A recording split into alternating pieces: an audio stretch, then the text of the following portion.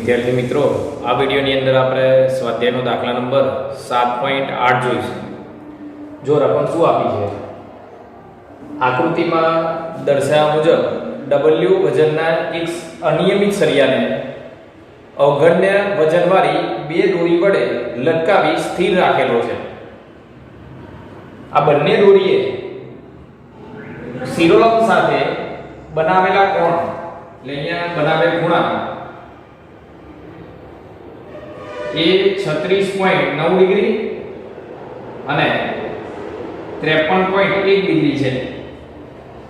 આ બંને દોરીએ શિરોલંબ સાથે બનાવેલ ખૂણા 36.9 અને 53.1 ડિગ્રી છે તથા સળિયાની લંબાઈ 2 મીટર છે.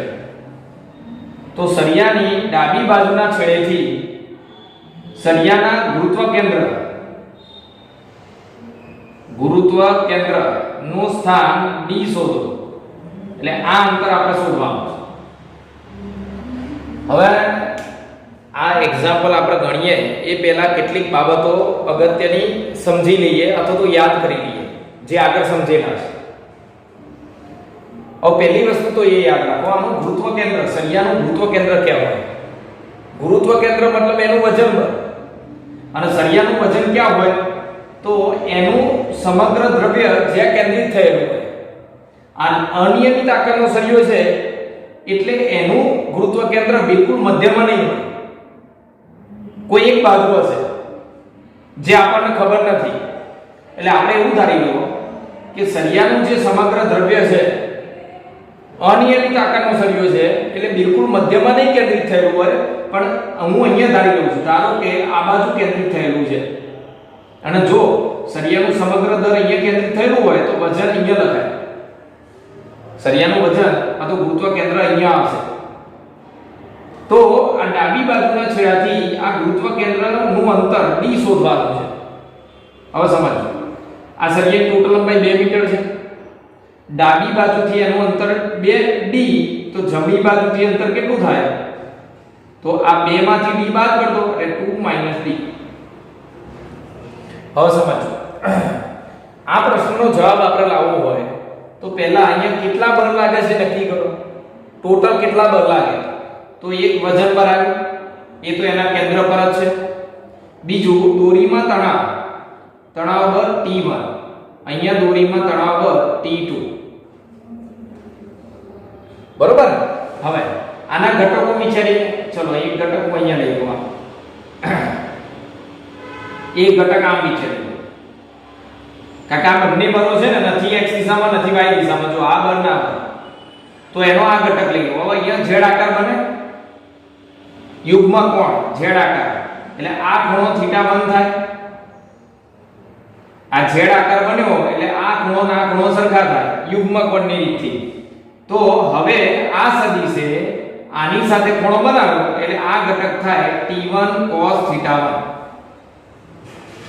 એ જ રીતે આનું આ z આકાર એટલે આ ખૂણો θ2 થાય. હવે આ ખૂણો θ2 થયો તો આનો આ તરફનો ઘટક તો શું થાય T2 cos θ2. બરોબર. આની સાથે ખૂણો બનાવ્યો મતલબ આની પાસેની બાજુ એટલે cos ઘટક. ચલો એ જ રીતે હું અહીંયા આમ ઘટક લઈ લઉં છું. તો આ ઘટક cos થયો તો આ કયો થાય sin. આ ઘટક પણ sin થાય.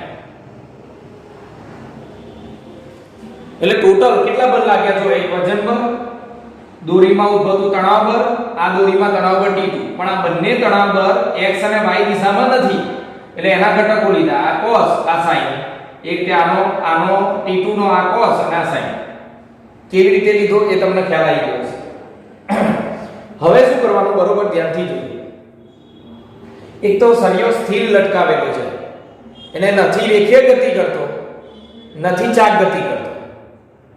એટલે રેખીય રીતે પણ સંતુલનમાં છે અને ચાક ગતિકીય સંતુલનમાં છે. હવે રેખીય રીતે સંતુલનમાં હોય તો શું કરવું પડે તો સળિયા પર લાગતા બળો સમાન મૂલ્યના પરસ્પર વિરુદ્ધ દિશામાં, અને ચાક ગતિકીય સંતુલનમાં હોય તો સળિયા પર લાગતા બધા ટોર્ક એ સમાન મૂલ્યના પરસ્પર વિરુદ્ધ દિશામાં. આ રીતે હોવું જોઈએ. તો એ રેખીય ગતિ પણ ના કરે અને ચાક ગતિ પણ ના કરે. ફરીથી સમજો, રેખીય ગતિકીય સંતુલન અને ચાક ગતિકીય સંતુલન. રેખીય ગતિકીય સંતુલન માટે સળિયા પર લાગતું કુલ બળ શૂન્ય, ચાક ગતિકીય સંતુલન માટે સળિયા પર લાગતું કુલ બાહ્ય ટોર્ક શૂન્ય. ધારો કે અહીંયા બે બળ લાગતા હોય F1 F2, તો સમાન મૂલ્યના પરસ્પર કેવા હોય? વિરુદ્ધ દિશામાં. એક પ્લસ હોય ધન દિશામાં તો એક માઈનસ ઋણ દિશામાં હોવો જોઈએ, તો જ શૂન્ય થાય. એક તો મૂલ્યમાં સરખા હોવા જોઈએ બંને, અને દિશા વિરુદ્ધ, એક પ્લસ તો બીજો માઈનસ. એટલે જો આના આગળ લાવો તમે, આ F2 ના આગળ લાવો એટલે મૂલ્યમાં બંને સરખા થઈ ગયા અને પરસ્પર વિરુદ્ધ દિશામાં થઈ ગયા, એટલે રેખીય સંતુલન થયું. એટલે રેખીય સંતુલનમાં તમે આ શરત વાપરી શકો. ચાક ગતિકીય સંતુલનમાં કુલ ટોર્ક શૂન્ય. એક ટોર્ક સમઘડી દિશામાં હોય તો બીજું વિષમઘડી દિશામાં. હું બતાવું છું કેવી રીતે, અને એના કારણે કુલ ટોર્ક શૂન્ય થાય. તો ટોર્કના મૂલ્ય કેવા? જો આ કાવતો આ બાજુ, તો સળિયા પર લાગતા જેટલા પણ ટોર્ક હોય, 2 હોય 3 હોય 4 હોય, જે પણ હોય, અત્યારે આપણે બે લીધા છે, બે ટોર્ક સમાન મૂલ્યના અને પરસ્પર વિરુદ્ધ દિશામાં હોય તો કુલ ટોર્ક શૂન્ય થાય, અને પરિણામે એ સળિયો ચાક ગતિકીય સંતુલનમાં હોય, મતલબ ચાક ગતિ કરે નહીં. બરોબર? તો આ વસ્તુ યાદ રાખજો, મૂલ્યમાં સરખા, દિશામાં વિરુદ્ધ. એક તો આ બંનેના કારણે આ વિરુદ્ધ દિશામાં છે જો, અને આ સળિયો આમ ગતિ કરતો નથી કે આમ ગતિ નથી કરતો, સ્થિર છે, મતલબ રેખીય રીતે સંતુલનમાં છે. સમક્ષિતિજ દિશામાં સળિયો રેખીય સંતુલનમાં છે.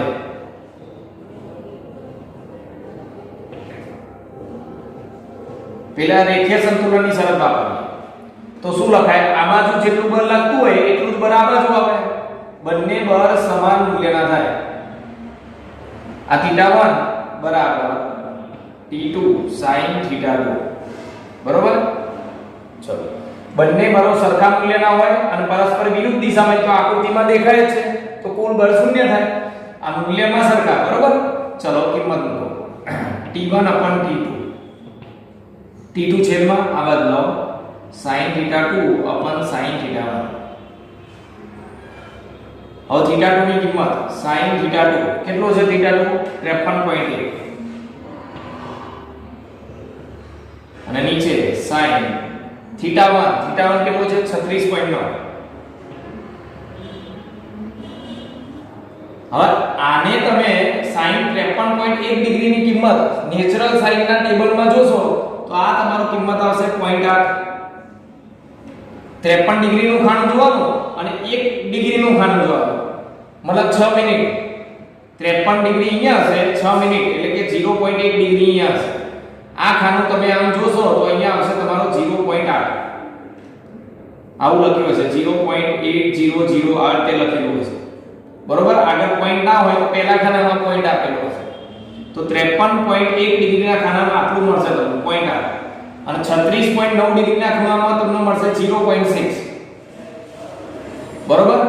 ચલો, તો હવે આને કેવી રીતે લખાય? 8/6. ઉપર નીચે પોઈન્ટ કેન્સલ. જો 4 × 2 8 અને 3 × 2 6 એટલે 4/6. સમીકરણ નંબર 1. તો સમક્ષિતિજ દિશામાં આપણે રેખીય સંતુલનની શરત વાપરી, એ રીતે ઉર્ધ્વ દિશામાં પણ આપણે રેખીય સંતુલનની શરત વાપરી શકીએ. પણ ઉર્ધ્વ દિશામાં આ બળ બરાબર આ બળ, ઉપરના બળ બરાબર નીચેના બળ. રેખીય સંતુલન માટે ઉપરના બળ શું લખાય? T cos θ1 T2 cos θ2 બરાબર W. ઉર્ધ્વ દિશામાં પણ રેખીય ગતિ સળિયો કરતો નથી, સ્થિર છે, તો ઉપરના બળ બરાબર નીચેના બળ, આવું થાય. પણ જો તમે અહીંયા રેખીય સંતુલનની શરત વાપરો તો એમાં તમને W તો આપેલો જ નથી, T1 T2 પણ નથી તમારી પાસે, તો આના પરથી તમે જવાબ લાવી શકો નહીં. એટલે તમારે શું કરવું પડે? તો બીજું કઈ સંતુલનની શરત વાપરવાની? સળિયો સ્થિર છે, મતલબ ચાક ગતિકીય સંતુલનમાં છે, તો આપણે આનું શું કરીશું? ઉર્ધ્વ દિશામાં ચાક ગતિકીય સંતુલન, સળિયો જાગતિકીય સંતુલનમાં હોવાથી જો હવે જાગતિકીય સંતુલનમાં કેવી રીતે થાય અને કેવી રીતે સૂત્રનો ઉપયોગ કરવાનો બરોબર ધ્યાન રાખજો. ધારી લો કે તમે આ તમારો સળિયો છે સમજજો બરોબર અને અહીંયા તમે આના પર બે વિરુદ્ધ દિશામાં આ બંને બરો લગાડો તો આ રીતે બરો લગાડીએ તો આની ચાકગતિ નહીં થાય એટલે આ બરો ચાકગતિ માટે જવાબદાર નથી. આના લીધે કોઈ ચાકગતિ ના થાય એટલે આપણે આને તો ધ્યાનમાં લેવાના નથી કારણ કે આ બંને બરોની કાર્યરેખા ઉગમ બિંદુમાંથી પસાર થાય છે અને એ આપણે થિયરીમાં સમજાવેલું છે. જ્યારે કોઈ બળની કાર્યરેખા ઉગમ બિંદુમાંથી પસાર થતી હોય ત્યારે એના વડે આ સળિયા પર લાગતું ટોર્ક શૂન્ય થાય એટલે આ બળોના કારણે કોઈ ટોર્ક લાગે નહીં. હવે સમજો. હવે આ સળિયા પર આ જો આ બળ ઉધ્વ દિશામાં લાગે છે અને એના લીધે આ સળિયાની ગતિ કઈ બાજુ થઈ? સમઘડી દિશામાં. જો આમ સમઘડી દિશામાં એટલે આના લીધે જે ટોર્ક આના પર લાગ્યું એ સમઘડી દિશામાં છે બરોબર. હવે સમજો આના લીધે જે ટોર્ક લાગે એ આ બાજુ છે. જો આ ગુરુત્વ કેન્દ્ર મેં જે આંકડી મૂકી છે આ બળ ઉપર તરફ છે એના લીધે આના પર જે ટોર્ક લાગે છે એ આ દિશામાં ફેરવે છે મતલબ વિષમઘડી દિશામાં. તો આના લીધે જે ટોર્ક ઉત્પન્ન થાય એ વિષમઘડી દિશામાં, આના લીધે ઉત્પન્ન થાય એ સમઘડી દિશામાં. જો આ બંને ટોર્ક સમાન હશે તો સળિયો ચાકગતિ કરી શકશે નહીં. આમ ફેરવે બંને તમે ઉપરની દિશામાં લાગે બંને આમ ટોર્ક. આ ટોર્ક આમ ફેરવે, આ ટોર્ક આમ ફેરવે, બંને જો સમાન મૂલ્યના હોય તો આ સળિયો ચાકગતિ કરી શકશે નહીં બરોબર. એટલે ચાકગતિ સંતુલનમાં આ બે ટોર્ક જવાબદાર છે. આના લીધે તો કોઈ ટોર્ક લાગે જ નહીં કારણ કે એ તો ગુરુત્વ કેન્દ્ર પર જ છે. આ બળની કાર્યરેખા એ ગુરુત્વ કેન્દ્રમાંથી પસાર થતી હોવાથી આના વડે લાગતું ટોર્ક શૂન્ય થાય. તમે આમ સળિયાને આમ ખેંચો તો ચાકગતિ થશે જ નહીં કારણ કે એનું કેન્દ્ર જ અહીંયા છે. દ્રવ્ય અહીંયા કેન્દ્રિત થયું હોય અને આમ ખેંચો તો ચાકગતિ ના થાય. તો મતલબ ચાકગતિ માટે કયા બે જવાબદાર છે?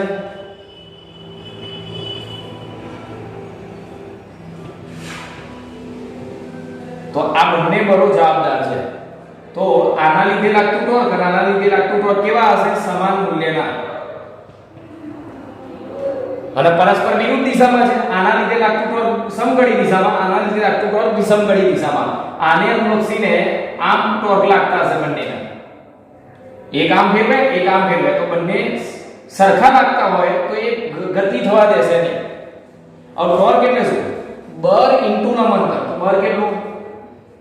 T1 cos θ1 અને લંબંતર જો ઉગમ બિંદુથી આ બળનું લંબંતર તો d જેટલું બળ ઇન્ટુ લંબંતર. ચલો એક આગળ આના લીધે લાગતું ટોર્ક T2 cos θ2 બળ ઇન્ટુ લંબંતર. લંબંતર કેટલું છે? 2 - d. ચલો હવે આમાં કોણ? T1 upon T2 T1 ના છેદમાં T2 cos θ2 upon cos θ1. cos θ2 ની જગ્યાએ નીચે θ1 અને 2 - d upon d. 2 - d ની નીચે d લખી દીધું. હવે કિંમત મૂકો. ચલો તો T1 upon T2 સમીકરણ 1 પરથી ચલો હજુ લખીએ આપણે T1 upon T2 cos θ2 કેટલો છે? 53.1 ડિગ્રી. θ1 કેટલો છે? 36 cos 36.9 degree. 2 - d upon d. હવે બરોબર એક વસ્તુ ધ્યાન રાખજો. તમને તમારી પાસે જે ટેબલ આપ્યું હોય મોટા ભાગના ટેબલની અંદર નેચરલ sin અને નેચરલ tan જ આપ્યો હોય. નેચરલ cos આપેલો હોતો નથી. હવે નેચરલ cos ની કિંમત ના આપી હોય તો ક્યાંથી જોવાનું? તો જો તમારે શું કરવાનું યાદ રાખજો. cos 53.1 ડિગ્રી તો આને 90 માંથી બાદ કરી લખો ને એટલે sin થાય. sin 90 - 53.1 ડિગ્રી 90 માંથી બાદ કરી લખો એટલે sin થઈ જાય. તો આ કેટલી કિંમત આવે? sin 36.9 degree. એટલે તમારે cos નું sin માં કન્વર્ટ કરવું હોય તો આ ડિગ્રીને 90 માંથી બાદ કરી લખવાનું. એ જે ફેરફાર છે મેં તમને આગળ બેઝિક મેથેમેટિક્સમાં સમજાવેલું છે, બરોબર. ચલો એ જ રીતે આગળ cos 36.9 ડિગ્રી. હવે cos ની કિંમત તો આપણે જોઈ શકતા નથી, આપણે ટેબલની અંદર એનું મૂલ્ય છે ને, તો આપણે શું કરવાનું, એને sin માં ફેરવવાનું. તો શું કરી દઈશું, 90 માંથી બાદ કરીને લખી દેવાનું 90 - 36.9 એટલે sin કેટલું થાય 53.1. બરોબર. એટલે અહીંયા આપણે cos 53.1 તો sin કેટલા 36.9 એટલે sin 36.9 ની કિંમત લખી છે. અને જે કેટલી હતી જો sin 36.9 ની કિંમત 0.6 અને sin 53.1 ની કિંમત 0.8. એટલે ફરીથી એકવાર cos 53.1 ડિગ્રી એટલે sin 36.9 એટલે અહીંયા 0.6 લખાય.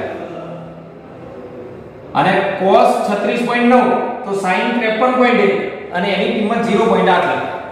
બરોબર. ચલો તો હું અહીંયા કિંમત લખી દઉં t1/t2 તો અહીંયા 0.6 અહીંયા 0.8 2 - b/d. હવે સમીકરણ 1 માંથી t1/t2 ની કિંમત અહીંયા મૂકી દો. સમીકરણ 1 માંથી 1 પરથી t1/t2 એટલે 4/3 આની જગ્યાએ લખીશું 4/3 પછી જો 6/8 ઉપર પોઈન્ટ તો કેન્સલ થઈ જાય ઉપર નીચે 6/8 એટલે 3/4 થાય.